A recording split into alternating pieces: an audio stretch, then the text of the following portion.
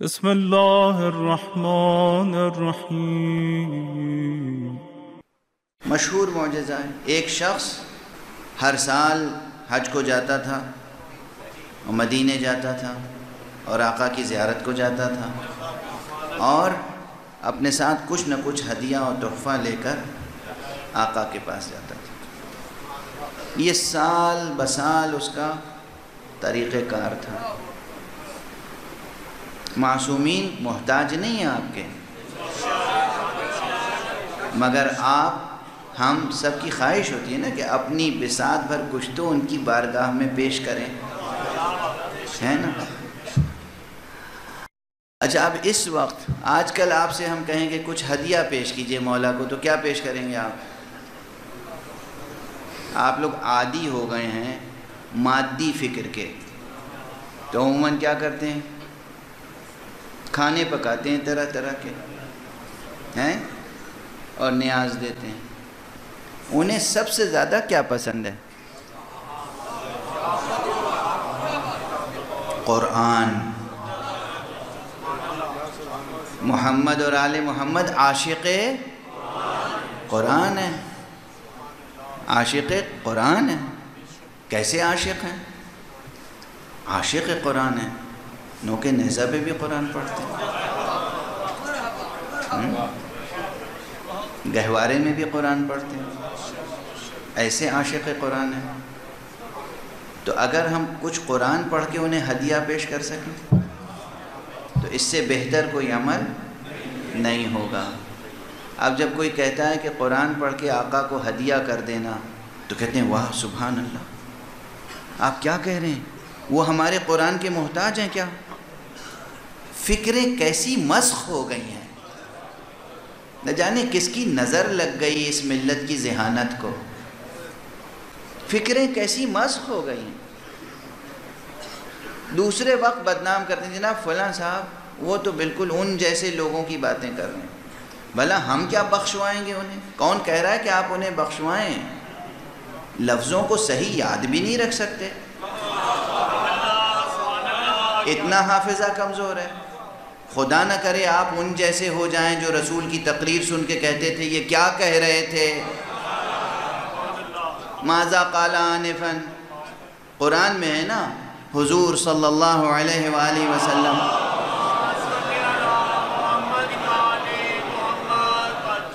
تقریر فرماتے تھے، خطبہ ارشاد فرماتے تھے، اور کچھ لوگ ایسے ہوتے تھے کہ جب حضور کا خطبہ ختم ہوتا تھا تو آپس میں ایک دوسرے سے پوچھتے تھے ماذا قال آنفا، یہ کیا کہہ رہے تھے، حالانکہ وہ بھی عربی سمجھتے تھے اور حضور خطبہ بھی عربی میں دیتے تھے۔ لاہور کے لوگ بھی اردو سمجھتے ہیں اور آقا کا یہ خادم بھی اردو میں گفتگو کر رہا ہے۔ میں کہہ رہا ہوں ہدیہ پیش کریں، قرآن پڑھ کر، قرآن پڑھیں اور پروردگار سے کہیں پروردگار یہ اپنا کلام، یہ سورے، یہ آیتیں جو تیری ہی دی ہوئی طاقت اور توانائی اور توفیق سے میں نے تلاوت کرنے کا شرف حاصل کیا ہے، اے پروردگار یہ آیتیں اور ان کی تلاوت کا تمام و کمال ثواب اپنے لامتناہی خزانہ نور سے اپنے حبیب محمد مصطفیٰ کو ہدیہ فرما۔ کیسا ہدیہ ہے؟ پروردگار انہیں ہدیہ فرما، پروردگار جناب زہرا کو ہماری طرف سے ہدیہ فرما، پروردگار امام حسن کو ہماری طرف سے ہدیہ فرما، پروردگار امام حسین کو ہماری طرف سے ہدیہ فرما۔ امام حسین علیہ السلام کو سورہ یاسین کا ہدیہ بہت پسند ہے، تو انشاءاللہ یاد رہے گا۔ آج کی مجلس کا تبرک کیا ہے؟ قرآن، ایمان کے ساتھ اور عمل صالح کیا وجہ لائیں گے؟ قرآن پڑھ کے معصوم کو ہدیہ کریں گے۔ اچھا ایک طریقہ سن لیجئے، یہ طریقہ میں نے سیکھا ہے حضرت آیت اللہ العظمیٰ شیخ وحید خراسانی سے، پروردگار ان کا سایہ ہمارے سروں پہ برقرار رکھے۔ جناب شیخ وحید خراسانی فرماتے ہیں کہ چاند کی پہلی تاریخ ایک پارہ قرآن پڑھو اور اسے رسول پاک کو ہدیہ کرو، دوسری تاریخ ایک پارہ پڑھو، دوسرا پارہ. آخر آپ لوگ رمضان میں کوشش کرتے ہیں نا کہ ایک قرآن ختم ہو جائے. ہر مومن، مرد، عورت، جوان، بچے سب کوشش کرتے ہیں رمضان میں کہ ایک پارہ روزانہ پڑھ لیں، کم سے کم پورے رمضان میں ایک قرآن ختم ہو جائے. کرتے ہیں نہیں کوشش؟ یہ کوشش ہر مہینے میں کیوں نہیں کر سکتے؟ کیا رکاوٹ ہے؟ کیا مجبوری ہے؟ ہر مہینے میں ایک قرآن ختم ہو سکتا ہے. اچھا، تو روزانہ ایک پارہ پڑھ لیں. اگر ایک بیٹھک میں، ایک نشست میں نہیں پڑھ سکتے تو آدھا پارہ صبح پڑھ لیں، آدھا پارہ رات کو پڑھ لیں، آدھا پارہ نماز صبح کے بعد اور آدھا پارہ نماز عشاء کے بعد. اور ہدیہ کریں پہلی تاریخ میں حضور کو، پیغمبر صلی اللہ علیہ وسلم. دوسری تاریخ امام مولا امیر المومنین علی ابن ابی طالب علیہ السلام. تیسری تاریخ بی بی جناب زہرا سلام اللہ علیہ. چوتھی تاریخ امام حسن، پانچویں تاریخ امام حسین، اور پھر چھٹی تاریخ امام سجاد. اور اسی طرح 14ویں تاریخ جب آئے گی تو امام عاصر عجل اللہ تعالی فرجہ شریف کو ہدیہ کریں. 15ویں تاریخ سے پھر اسی ترتیب سے شروع کریں. تو ہر مہینے میں 14 معصوموں میں سے ہر معصوم کی بارگاہ میں 2 حاضریاں لگ جائیں گی. ہے نا؟ آپ کی زبان میں 2 مرتبہ آپ حاضری دیں گے، 2 مرتبہ ان کی خدمت میں ہدیہ پیش کریں گے. ہیں؟ اچھا، آپ یہ بتائیے کہ جب آپ انہیں ہدیہ دیں گے، آپ نے کبھی بچوں سے ہدیہ لیا ہے؟ نہیں. چھوٹوں سے، بچوں سے ہدیہ لیتے ہیں. شرافت کی بات یہ، کرم یہ کہ جب کوئی چھوٹا بھی دے تو اسے پیار سے لے. لیکن ادب بزرگواری کا یہ ہے کہ پھر اپنے پاس سے اس سے کوئی بڑا ہدیہ اس کو دے.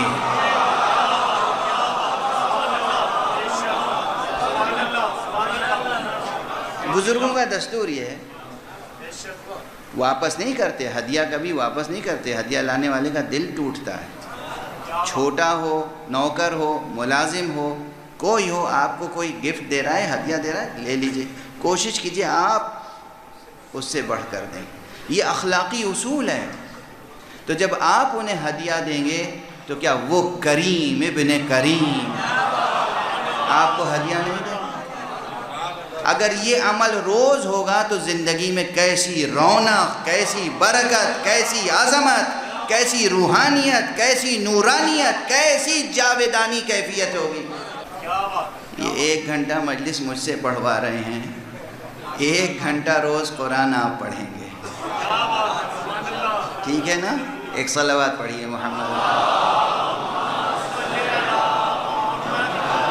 پڑھ کے دیکھ 12 بات کہاں سے کہاں پہنچ گئی. بات اسے گرہ میں باندھ لیجئے اور پھر آپ یقین کیجئے. ابھی ہر آدمی آتا ہے، مولانا یہ بیماری ہے، کوئی دعا بتائیے، یہ پریشانی ہے، کوئی دعا بتائیے. بیٹی کی شادی نہیں ہو رہی ہے، کوئی دعا بتا دیجئے. بیٹے کی شادی نہیں ہو رہی ہے، کوئی دعا بتا دیجئے. گھر میں پریشانی ہے، کوئی دعا بتا دیجئے. اگر آپ یہی عمل 5 وقت کی نماز پابندی سے پڑھیں اور ہر روز کسی معصوم کو ہدیہ کریں اور جواب میں کہے آقا ہم نے اپنی بساط پر ہدیہ پیش کیا ہے، ہمیں آپ سے صحت چاہیے، ہمیں آپ سے بچے کی تعلیم چاہیے، ہمیں آپ سے بیٹی کے لیے اچھا رشتہ چاہیے. جو حاجت چاہو معصوم کے در سے پوری ہوتی ہے. اور یہ جملہ بھی عزیزو شرک نہیں ہے. صلوات پڑھ دیں محمد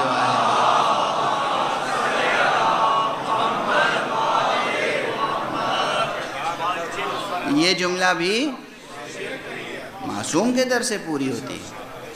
اچھا، جو لوگ براہ راست اللہ تعالیٰ سے ہی رابطہ رکھنا چاہتے ہیں ان سے یہ پوچھئے کوئی نعمت براہ راست اللہ تعالیٰ سے آج تک ملی ہے؟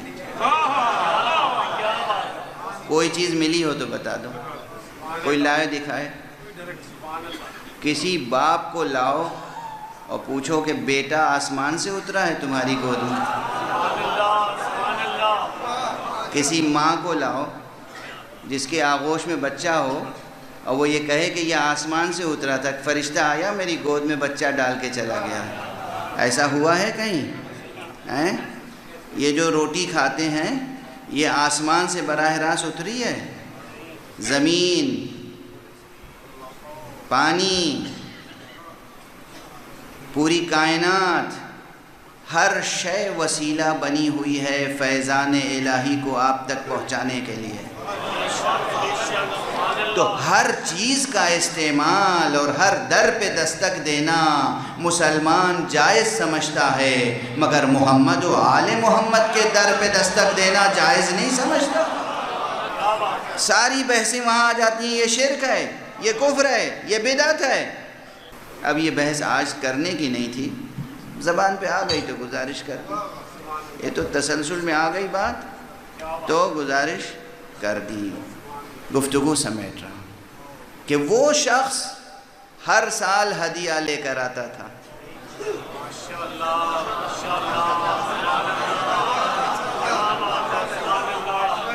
یاد ہے نا بات کا سرا؟ ایک مومن ہر سال مکے آتا تھا حج کے لیے، مدینے آتا تھا اور چوتھے امام کی خدمت میں ہدیہ لے کر آتا تھا. ایک سال کچھ ایسا ہوا، کوئی کمزور لمحہ تھا اس کی زندگی میں، اس کی بیوی کی زندگی میں. چلتے ہوئے بیوی نے کہا یہ تم اپنے مولا کے لیے، آقا کے لیے، امام کے لیے ہر سال ہدیہ لے جاتے ہو، کبھی انہوں نے بھی کچھ دیا تم کو؟ روایت ہے. اب یہ شخص آیا، یہ گفتگو کہاں ہوئی ہے؟ اس کے وطن میں. اس کے وطن میں یہ آیا، حج کیا، مدینے گیا، حضور کی زیارت کی، پھر فرزند رسول کی خدمت میں پہنچا، ہدیات پیش کیا، نذرانہ پیش کیا، آقا نے بٹھایا اور دسترخوان بچھایا اور کھانا کھلایا. مہمان تھا، ہر سال یہی ہوتا تھا. اس کے بعد روایت میں دو متن ہیں یہاں پر. ایک متن یہ ہے کہ اس نے کہا آقا میں آپ کا ہاتھ دھلاؤں گا. تو پہلے آقا نے کہا کہ تم مہمان ہو، تم میرا ہاتھ دھلاؤ گے یا میں تمہارا ہاتھ دھلاؤں گا؟ یہ ہے اخلاق، یہ اخلاق ہے ائمہ. اس نے کہا نہیں آقا یہ نہیں ہو سکتا، میں آپ کا ہاتھ دھلاؤں گا. تو پھر آپ نے کہا اچھا پھر دھلاؤ. تشت لایا گیا، اس نے پانی امام کے ہاتھوں پہ ڈالا، آپ نے ہاتھ دھویا اور اس کے بعد کہا رک جاؤ، دیکھو تشت میں کیا ہے.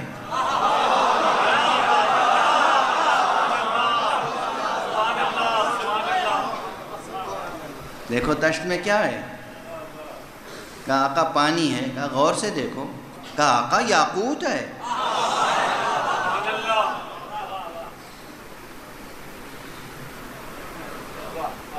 کہا اچھا پھر پانی ڈالو. پھر اس نے ہاتھ پہ پانی ڈالا، آپ نے پھر ایک بار دھویا. کہا اب کیا ہے؟ کہا آقا پانی ہے. کہا غور سے دیکھو. کہا یہ تو زمرد ہے. پھر تیسری بار کہا اچھا اب پانی ڈالو. پھر اس نے پانی ڈالا، آپ نے ہاتھ دھویا اور کہا اب دیکھو کیا ہے. کہا پانی ہے. کہا پھر غور کرو. کہا یہ تو عقیق ہے. کہا اچھا اب یہ عقیق و زمرد اور یاقوت یہ سب لے لو اور جا کے اپنی بیوی سے کہنا کہ یہ آقا نے تمہیں بھیجا. سن رہے ہیں؟ تو آپ جب کوئی ہدیہ بھیجیں گے تو یہ ممکن نہیں کہ وہ آپ کو ہدیہ عطا نہ کریں، لیکن اس مقام پر اسی ایک معجزے پہ غور کریں تو اس میں کتنے اور اوصاف مقام امامت سامنے آتے ہیں. یہ تو ایک بات ہوئی کہ آپ کے ہاتھوں کا دھون جو ہے وہ جواہرات میں بدل گیا.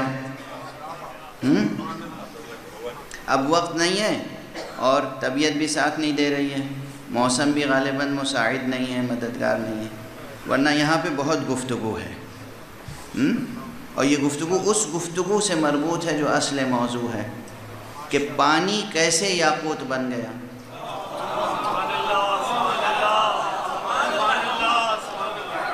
وہی پانی، دوسرا پانی نہیں منگایا،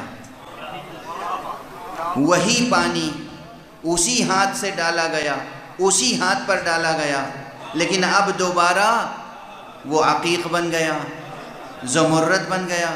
اس کے معنی یہ ہے کہ پانی وہی ہے، مالیکیولز وہی ہیں، ایٹم وہی ہے، الیکٹرانز وہی ہیں، مگر یہ کہیں ارادہ کن فیکونی ہے، ارادہ ہے، وہی پانی ہے، ارادہ ہے کہ یاقوت ہو جائے تو یاقوت ہو گیا، ارادہ ہوا کہ یہ زمرد ہو جائے زمرد ہو گیا، ارادہ کر لیا کہ یہ عقیق بن جائے عقیق بن گیا۔ زبان سے بھی کچھ نہیں کہا کہ اے پانی تو یاقوت ہو جا، کہنے کی ضرورت نہیں ہے، یہاں ارادہ ہوا وہاں ظاہر ہوا۔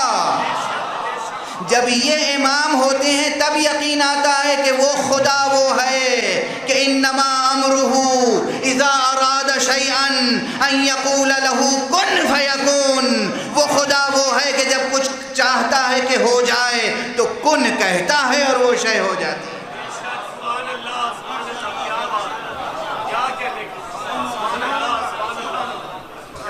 یہ مظہر ہیں۔ اچھا